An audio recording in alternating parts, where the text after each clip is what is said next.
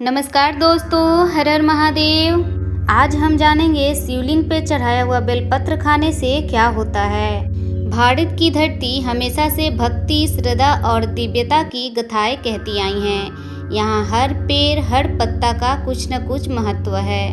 बेलपत्र उनमें से एक है, जिसे भगवान शिव का परम प्रिय अर्पण माना गया है। शिवलिंग पर बेलपत्र चढ़ाने की परंपरा हजारों वर्षों से चली आ रही है। शास्त्रों में कहा गया है कि बेल का पत्ता भगवान शिव के गले में धारण किए गए कालकूट विष को शीतलता प्रदान करता है। इसी कारण भक्त बेलपत्र चढ़ाते हैं और उसे प्रसाद स्वरूप ग्रहण भी करते हैं। तो चलिए दोस्तों, बिना देर किए शुरू करते हैं एक कथा को, जिस कथा में हम जानेंगे कि कैसे एक साधारण किसान हरिदास ने बेलपत्र का प्रसाद ग्रहण कर अपने जीवन को बदला और शिव की कृपा का अनुभव किया। बहुत समय पहले मध्य भारत के एक छोटे सी गांव में हरिदास नाम का गरीब किसान रहता था। वह दिन भर खेतों में मेहनत करता, परंतु परिवार का पेट भरना भी कठिन हो जाता। उसकी पत्नी सीता और 2 छोटे बच्चे थे। गरीबी के कारण लोग उसका मजाक उड़ाते और वे कहते, शिव जी कहाँ सुनते हैं तेरी प्रार्थना, तुझे तो हमेशा दुख ही मिलेगा। लेकिन हरिदास का विश्वास अडिग था। वह रोज गांव के छोटे से शिव मंदिर में जाता, शिवलिंग पर जल चढ़ाता और बोलता, भोलेनाथ आप मेरे दुखों को जानते हैं, मैं बस आपकी शरण में हूँ। एक दिन की बात है, हरिदास खेत में काम कर रहा था। तभी उसकी नज़र पास के एक जंगल में लगे बेल के पेड़ पर पड़ी। पत्ते त्रिशूल के आकार के थे। उसने सोचा, यही तो भगवान शिव को प्रिय है। वह रोज उसी पेड़ से ताजे बेलपत्र तोड़कर शिवलिंग पर चढ़ाने लगा। लेकिन एक दिन मंदिर का पुजारी बोला, हरिदास तुम गरीब हो, भगवान को क्या दोगे? बेलपत्र तो गांव के बच्चे भी ला सकते हैं। हरिदास मुस्कुराकर बोला, पंडित जी मैं धन नहीं दे सकता, परंतु मैं श्रद्धा दे सकता हूँ, यही मेरी भेंट है। हरिदास जब बेलपत्र चढ़ाता तो कुछ पत्ते वापस लेकर घर जाता और उन्हें प्रसाद की तरह खाता। पत्नी सीता ने पूछा, तुम क्यों बेलपत्र खाते हो? यह तो पूजा में चढ़ाया गया है। हरिदास बोला, सीता यह अब प्रसाद है। जब हम इसे खाते हैं तो ऐसा लगता है मानो भगवान शिव का आशीर्वाद हमारे भीतर समा गया हो।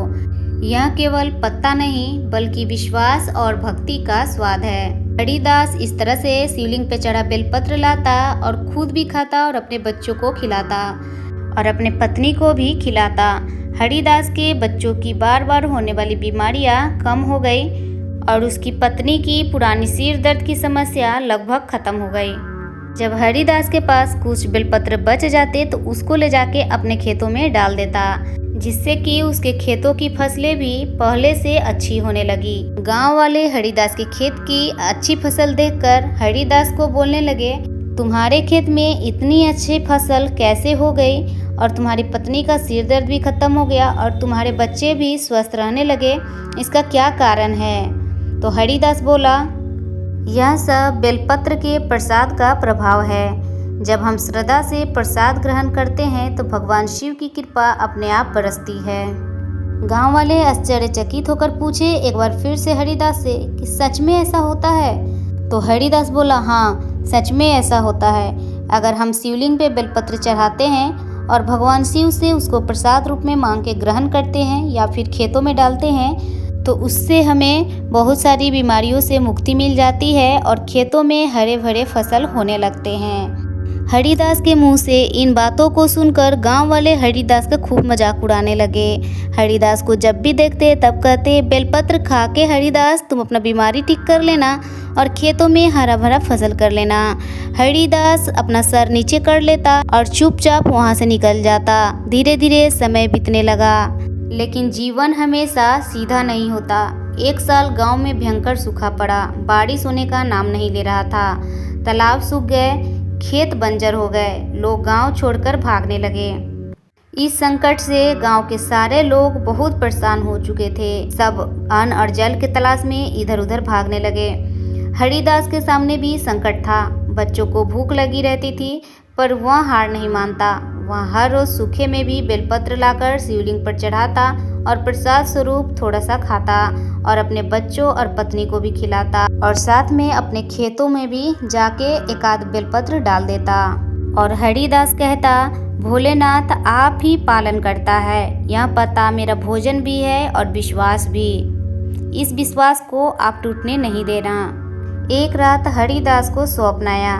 उसने देखा कि भगवान शिव उसके सामने खड़े हैं। भोलेनाथ बोले, हरिदास तूने जो श्रद्धा दिखाई है उसने मुझे प्रसन्न कर दिया है। तूने बेलपत्र को केवल चढ़ाया ही नहीं बल्कि प्रसाद रूप में ग्रहण कर यह विश्वास जताया कि मैं ही तेरा पालनहार हूँ। यही सच्ची भक्ति है। ऐसी कठिन परिस्थिति में भी तेरा विश्वास नहीं डगमगाया। और शिव जी ने इतना कहकर आशीर्वाद दिया। कहा, हरिदास तेरे गांव में फिर से हरियाली लौटेगी, कोई भी भूखा नहीं रहेगा। उसके अगली सुबह चमत्कार हुआ। अचानक बादल घिर आए और गांव में मूसलाधार बारिश हुई। सूखे खेत हरे भरे हो गए। गांव में फसलें लहलहाने लगी। गांव वाले समझ गए कि यह सब हरिदास की भक्ति का फल है। वे मंदिर जाकर बोले, भोलेनाथ हमें माफ़ करना, हम हरिदास का मजाक उड़ाते थे पर उसकी श्रद्धा ने हमें बचा लिया। अब गांव के लोग भी बेलपत्र प्रसाद स्वरूप ग्रहण करने लगे। उन्हें अनुभव हुआ कि इससे शरीर स्वस्थ होता है, मन शांत होता है, विश्वास दृढ़ होता है। गांव का वातावरण बिल्कुल बदल गया। लोग जहां पहले झगड़ते थे वहीं पे लोग झगड़ना छोड़कर एक दूसरे की मदद करने लगे।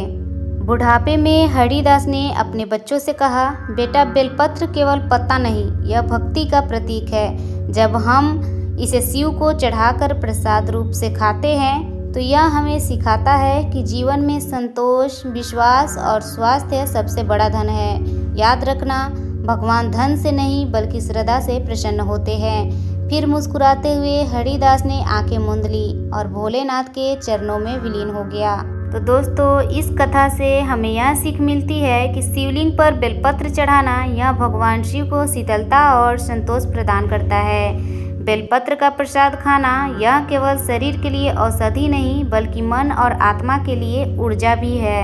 भगवान शिव को धन या वस्त्र प्रिय नहीं होता बल्कि सच्ची श्रद्धा भगवान को प्रिय होता है।